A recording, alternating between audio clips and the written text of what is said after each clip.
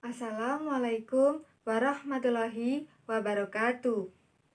Pada kesempatan kali ini, Ibu Heni akan menjelaskan materi hikayat, yang tentunya materi hikayat ini merupakan materi terakhir di semester 1.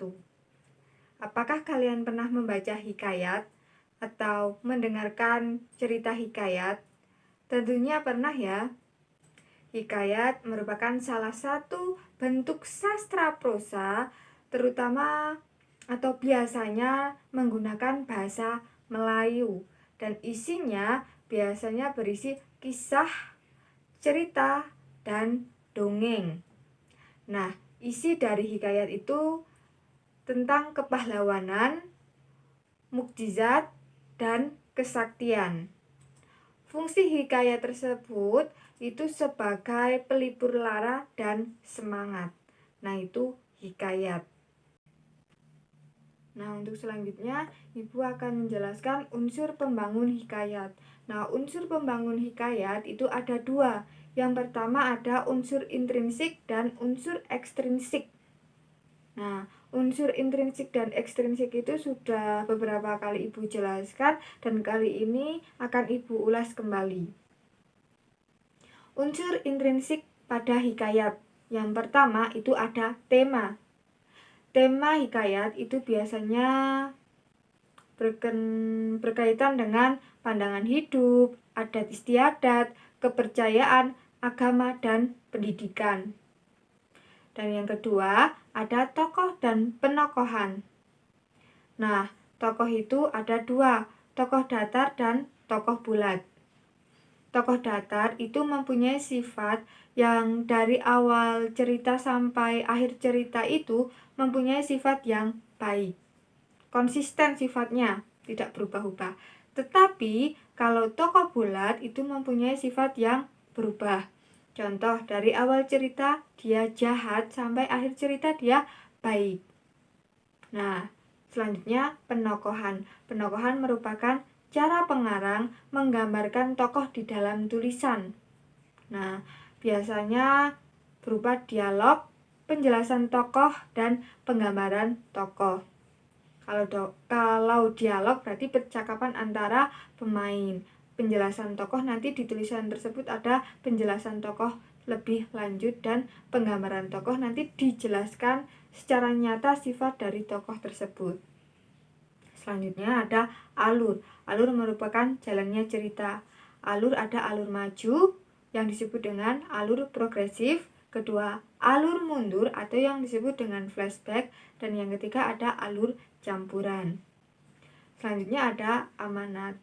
Amanat itu pesan yang disampaikan di cerita tersebut. Nah, kalau kalian ingin mengetahui amanat yang ada di hikayat, kalian harus membaca hikayat sampai selesai. Tidak hanya di hikayat, tetapi di cerita-cerita yang lain juga seperti itu. Cerpen, novel, puisi, pantun, dan sebagainya. Kalian harus membaca sampai selesai. Kemudian ada sudut pandang. Nah, untuk sudut pandang itu ada sudut pandang orang ketiga. Kalau sudut pandang orang ketiga itu biasanya menggunakan nama orang. Kemudian sudut pandang orang pertama itu menggunakan saya, daku, ku. Kemudian sudut pandang campuran. Nah, itu unsur pembangun hikayat yang unsur intrinsik. Setelah unsur intrinsik, yang kedua ada unsur ekstrinsik. Nah, unsur ekstrinsik pada hikayat itu ada religi, adat, latar belakang sosial budaya, dan silsilah atau garis keturunan. Itu unsur ekstrinsik yang ada di hikayat. Selanjutnya, karakteristik hikayat. Yang pertama, anonim. Anonim itu berarti cerita hikayat itu tidak ada pengarangnya, ya, tanpa nama. Kalau kalian membuka buku kemudian di situ tidak ada nama pengarang, itu berarti anonim, tidak ada pengarangnya. Kedua, istana sentris. Pada cerita hikayat di dalamnya mengandung istana sentris. Istana sentris itu berarti bercerita tentang raja-raja, putri raja, anak raja, dan yang ada di kerajaan. Ketiga, bersifat statis. Berarti tidak ada perubahan pada cerita tersebut. Dari zaman dulu sampai zaman sekarang tidak ada perubahan. Contohnya saja yaitu cerita bawang merah dan bawang putih. Dari dulu, dari ibu kecil sampai ibu besar, ya sekarang ini ceritanya sama. Bawang putih itu selalu teraniaya dan di akhir cerita dia menjadi pemenang. Tetapi kalau bawang merah dari kecil atau dulu itu jahat. Nah, di akhir cerita dia kalah. Kemudian yang keempat, bersifat komunal. Bersifat komunal berarti cerita hikayat itu menjadi milik bersama. Karena apa? Karena tadi tidak ada pengarangnya yang jelas. Kemudian menggunakan bahasa klise.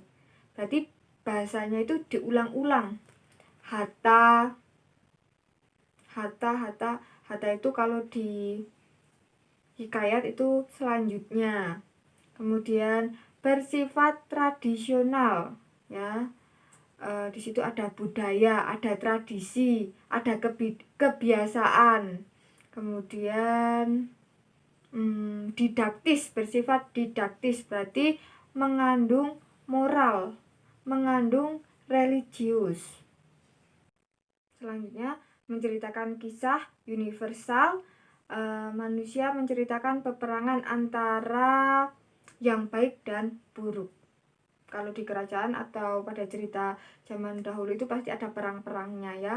Perangnya antara golongan yang baik dan golongan yang buruk. Selanjutnya ada kemustahilan. Jadi ada sesuatu yang aneh pada cerita hikayat tersebut yang tidak bisa dinalar, ya. Misalkan seseorang itu melahirkan anaknya menggunakan pedang. Coba kalau melahirkan menggunakan pedang atau menggunakan sesuatu yang tidak biasa, itu kan menjadi aneh. Selanjutnya menceritakan kesaktian. Nah, yang terakhir, seiring perkembangan zaman, maka hikayat sekarang ini ada pengarangnya, ya. Itu karena perkembangan zaman. Untuk selanjutnya ada nilai-nilai hikayat. Apa saja yang terkandung di dalam hikayat itu? Yang pertama ada nilai religi, berarti berkaitan dengan agama Tuhan, intinya tentang agama. Kemudian moral, sosial, budaya, estetika, dan edukasi. Itu nilai-nilai yang terdapat pada hikayat.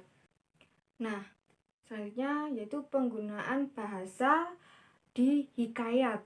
Nah, penggunaan bahasa di hikayat itu yang pertama menggunakan bahasa arkais atau bahasa kuno, ya.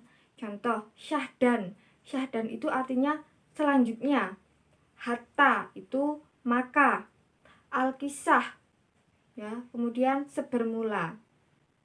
Kalau alkisah ya pada zaman dahulu kala, awal mula.